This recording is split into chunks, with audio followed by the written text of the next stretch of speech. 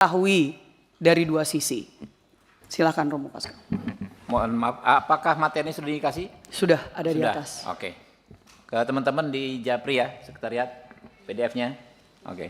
Dan print out-nya juga diberikan. Silakan. Jadi maksud saya Romo Pascal highlight aja yang terpenting. Oke. Silakan Romo. Baik, terima kasih pimpinan, Bapak Ibu semua yang kami hormati, Dewan yang kami muliakan, Bapak Kapolda yang terkasih dan juga semua anggota Polri yang ada di sini, Ibu Saraswati yang juga kami hormati, Ketua kami. Izin kami menyampaikan kronologi penanganan penyidikan kelangkaan dan niaga BBM subsidi yang berakhir dengan pemecatan Ibda Rudi Soik dari Dinas Polisi Republik Indonesia. Ya, kami izin menyampaikan kronologi yang kami dengar dari Saudara Rudi Soik sendiri terkait dengan kasus ini, dan mungkin ini bisa sedikit bercerita dari versinya Bang Rudi dan mungkin bisa juga menjawab beberapa hal yang mungkin tadi disampaikan oleh Bapak Kapolda.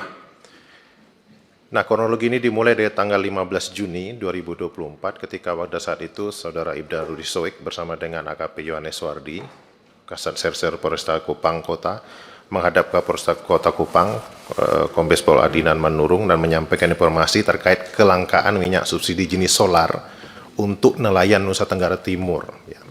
Nah, waktu itu Kapolres Kota Kupang mengeluarkan sprint, nomor sprintnya tercatat di situ, dan kemudian memerintahkan untuk mencari tahu dan mengumpulkan bahan keterangan yang sesuai dengan tujuan penyelidikan dimaksud. Itu kita punya juga bukti sprint itu. Nah, kemudian dari tanggal 15 Juni, lalu berlanjut ke tanggal 22 Juni 2024. Waktu itu sekitar pukul 16, Saudara Rudi Soik, menurut pengakuan beliau, didatangi di rumahnya oleh oknum aparat bernama Ida Ikram, anggota kriminal khusus Kepolisian Daerah Nusa Tenggara Timur, Krimsus Polda NTT, yang berinas pada Subdit 4 yang menangani kejahatan BBM, dan beliau menyampaikan dalam percakapan kepada Bang Rudi, Saudara Rudi waktu itu, jika Abang mengungkap kelangkaan bahan bakar minyak BBM di Kota Kupang, maka akan berdampak kepada Krimsus Polda NTT. Lalu sekira pukul 18 WITA, Saudara Rudi Soik bersama dengan AKP Yohanes Wardi menghadap Kapolresta Kombes Pol Adinan Manurung di Bandara Udara El Tari Kupang dan menyampaikan informasi terkait kedatangan anggota tadi, dan oleh Kapolresta menyampaikan kepada Saudara Rudi bahwa Saudara Rudi tindak lanjuti penyelidikan, jika Direktur di Krimsus menghubungi, itu urusan saya untuk menjelaskan, kamu tegak lurus. Nah, oleh karena itu kemudian pada kurang lebih 52 menit kemudian, Saudara Rudi Soik memberikan perintah kepada jajaran Jatantras Polres Kupang Kota dalam grup WA dengan kata, Kapolresta perintahkan untuk ratakan BBM ilegal dalam kota Kupang. Nah, lanjut tanggal 24 Juni 2024, lalu ada sprint tugas diajukan karena ada beberapa personil yang mutasi, tadi Polda juga sempat menyinggung itu. Lalu sekitar jam 21.22 WITA, Saudara Rudi Soik memberikan perintah lewat WA grup Jatantras. Ini ada semua screenshotnya, semua kita siapkan, yang mana dalam surat menegaskan bahwa nama-nama dalam surat perintah tugas itu untuk esok bergerak dengan Saudara Rudi Soik untuk menyikat semua minyak ilegal dimanapun harus ditangkap, siapapun mafianya ditangkap, kurang lebih seperti itu. Lalu 25 Juni 2024, sekira pukul 9 pagi, 3 anggota Reskrim Polres Kota Kupang, Saudara Ibnu, Ramli, Yohanes Busa, menghadap dan melaporkan kepada Saudara Ibda Rudi Soik bahwa residivis BBM bernama Ahmad Ansar sudah mulai main minyak dengan modus menggunakan barcode nelayan. Nah, sekira pukul 12.40 WITA, Saudara Ibda Rudi Soik memimpin 11 anggota untuk bergerak ke tempat penampungan minyak subsidi milik Ahmad Ansar di Kecamatan Alak, Kota Kupang. Tetapi dalam perjalanan, Saudara Ibda Rudi Soik mendapat informasi bahwa Ahmad Ansar sudah menyetorkan uang koordinasi kepada oknum anggota Reskrim Polresta Kupang Kota sejumlah 4 juta rupiah. Dan karena itu Saudara Rudi Soik meminta anggota untuk menepi di sebuah restoran terdekat dengan Polda NTT, yaitu restoran MP Masterpiece, dengan maksud untuk melakukan konfirmasi kepada Kasat Serse AKP Yohanes Suardi, apakah beliau mendapatkan uang koordinasi dari Ahmad Ansar atau tidak. Saat itu Saudara Rudi Soik menghubungi Kasat Reserse dan menanyakan terkait informasi setoran uang 4 juta tersebut, dan Kasat Reserse AKP Yohanes Suardi menjelaskan kepada Saudara Ibda Rudi Soik tidak ada uang itu, dan mengatakan kepada Saudara Ibda Soik, nanti tunggu di situ, kita makan siang bersama anggota baru bahas sekalian soal ini. Nah, saat menunggu itu, Aibtu Ibnu Sanda menyampaikan kepada Saudara Ibda Rudi Soik, Komandan tunggu Pak Kasat di sini saja biar saya pimpin anggota ke tempat penampungan minyak milik Ahmad. Dan saat itu Rudi Soik menjawab, ya, sudah pimpin anggota saya standby di sini menunggu Kasat. Nanti kembali dari tempat Ahmad baru kita makan di sini. Lanjut, setelah anggota bergerak ke tempatnya Ahmad Ansar, Saudara Ibda Rudi Soik berjalan masuk ke ruangan tunggu restoran Masterpiece, dan karena menunggu cukup lama Kasat datang, dan anggota kembali dari lokasi penampungan milik Ahmad Ansar, agak lama maka Saudara Rudi Soik membuka HP dan melihat story di WA yang di situ Saudara Ibda Rudi Soik melihat HP junior beliau aktif yang disebutkan tadi. Lalu beliau coba menghubungi 2 orang junior Polwan yang bertugas di Polda NTT dan menyampaikan, kakak ada makan di restoran Masterpiece, kalau mau gabung nanti silakan merapat.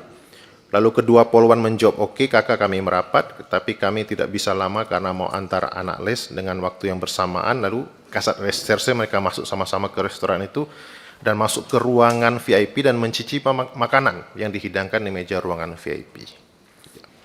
Saya nggak tahu ini benar nggak Rudi, karaoke siang-siang hari ini. Pada saat makan, 11 anggota Reskim Polres Kupang yang telah kembali dari tempat Ahmad Ansar dicegat untuk tidak boleh masuk bersama Saudara Ibda Rudi Soik dan oknum anggota Propam Polda NTT Aibtu Untung Pato Pelohi, teman baiknya Ansar Ahmad. Nanti di berikutnya kami akan jelaskan juga dari mana dia teman baik, yang tiba-tiba ada di restoran. Selanjutnya anggota Propam Polda NTT lainnya yang ada di parkiran masuk ke ruangan VIP bertemu Saudara Ibda Rudi Soik dan bertanya, lagi buat apa Rud? Saudara Ibda Rudi Soik menjawab, kami lagi makan. Selanjutnya beliau keluar dan melihat anggota beliau tetap berada di parkiran, bertanya kepada mereka, kenapa tidak masuk? Lalu mereka menjawab bahwa mereka dilarang oleh oknum Paminal atas nama Aibtu Untung Pato Pelohi atas kejadian itu. Lalu Saudara Ibda Rudi Soik melaporkan kepada Kapolresta Kupang, dan Kapolresta Kota Kupang menyampaikan kepada Saudara Rudi Soik ada musuh dalam selimut. Ada screenshot WA-nya. Dan kemudian Saudara Rudi Soik bertanya kepada Saudara Aibtu Untung Pato Pelohi, kenapa melarang anggota saya masuk dalam ruangan? Dan kemudian dijawab, beta pas masuk di parkiran anggota semua ada di situ, jadi beta bilang balisu. 26 Juni 2024, Saudara Ibda Rudi Soik melakukan pengecekan terkait perizinan penampungan minyak milik Ansar Ahmad pada salah satu oknum Dinas Perikanan pada saat itu, dan Ibda Rudi Soik mendapatkan informasi terkait nama Lau Aguan, seorang pengusaha kelahiran Cilacap yang memiliki lebih dari 6 kapal penangkap ikan yang diberikan rekomendasi oleh Dinas Perikanan dan Kelautan Provinsi NTT sebagai pengguna minyak subsidi jenis solar. Lalu kemudian Saudara Ibda Rudi Soik mencoba mencari informasi mengenai cara menggunakan barcode pada BBM subsidi, dan beliau peroleh adalah pada saat pengisian BBM subsidi semua orang wajib memiliki barcode atas nama sendiri, apalagi pengisian BBM yang kapasitasnya besar. Jadi Ahmad Ansar ini tidak memiliki barcode. Selanjutnya dalam proses penyelidikan, Saudara Ibda Rudi Soik juga mendapatkan informasi bahwa ada anggotanya melakukan pengawalan pembelian minyak subsidi oleh Saudara Ahmad Ansar. Sejak tanggal 15 Juni 2024, oknum anggota tersebut yang merupakan anggota Polres Kota Kupang yang juga merupakan booster atas nama Muhammad Kalumba telah menerima setoran dari Ahmad 4 juta rupiah yang kemudian terkonfirmasi melalui pengakuan Bribka Muhammad Kalumba kepada Saudara Ibda Rudi Soik bahwa yang dia terima adalah uang sebesar 3.800.000 rupiah. 27 Juni, Saudara Ibda Rudi Soik bersama anggota Jasantras Polres Kota Kupang melanjutkan penyelidikan yang mendatangi rumah Ahmad Ansar. Sesampainya di tempat penampungan minyak Saudara Ahmad Ansar, Saudara Ibda Rudi Soik bertanya kepada Saudara Ahmad Ansar, apakah pada tanggal 15 Juni 2024 pernah membeli minyak jenis solar dan benar pernah memberikan uang kepada anggota Bribka Muhammad Kaumda. Jadi ini kronologi 27 Juni ini adalah kronologi di mana Saudara Rudi Soek memastikan bahwa Ahmad Ansari pertama tidak punya izin untuk menampung minyak, tidak punya juga barcode, dan dia juga punya track record sebagai pemain BBM Mafia. Nanti mungkin bisa dibaca di slide biar saya mempercepat waktu. Ya. Kami mungkin karena waktu izin pimpinan kami langsung ke kesimpulan paparan. Pertama kami ngerasa teman-teman jaringan Jarnas dan juga teman-teman di NTT melihat adanya skenario kriminalisasi terhadap Ibda Rudi Soek secara terstruktur, masif dan sistematis oleh oknum polisi yang mengatasnamakan Polda NTT untuk menghentikan langkahnya dalam mengungkap kejahatan penyelundupan BBM bersubsidi yang diperuntukkan bagi rakyat kecil. Yang kedua, menurut kami adanya perampasan hak ekonomi kerakyatan, hak atas BBM subsidi, yang sangat dapat berdampak pada masalah-masalah sosial lainnya, tindak pidana perdagangan orang yang disebut oleh pimpinan kami tadi, kemiskinan yang meningkat di mana-mana, dan ada indikasi keterlibatan oknum aparat kepolisian di situ. Yang ketiga, kami merasa negara absen dalam menjamin kesejahteraan dan keamanan bagi rakyat dengan adanya pembiaran kasus mafia BBM bersubsidi berulang di NTT. Dan yang keempat, peradilan etik terhadap Ibda Rudi Soek SH dan putusan PTDH yang prematur merupakan skenario kriminalisasi melalui mekanisme peradilan etik yang terkategori tidak adil serta menutup jalannya upaya pemberantasan mafia BBM yang marak di Kota Kupang. Ya, mafia BBM-nya kok nggak dikejar-kejar gitu ya, tapi kok Rudi Soeknya yang dicari-cari. Dari cara dan pelakuan Polda NTT terhadap Ibda Rudi Soek SH telah mengancam human security keluarganya, ya, ini memata-matai lokasi pemukiman dengan menggunakan drone, penjemputan paksa di rumah pribadi yang menimbulkan trauma pada anaknya, pada istrinya yang juga dicegat di tengah jalan, orang tua, mertua intimidasi secara sengaja terhadap istri oleh pejabat Polda NTT dengan cara membututi, menghentikan dan memeriksa dokumen berkendara secara paksa dengan tanpa menunjukkan dasar aktivitas tersebut. Ada bukti video yang kita sudah lihat juga mungkin.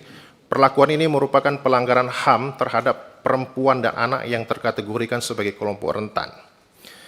Karena itu kami mendesak agar program NTT dibersihkan dari aparat yang terindikasi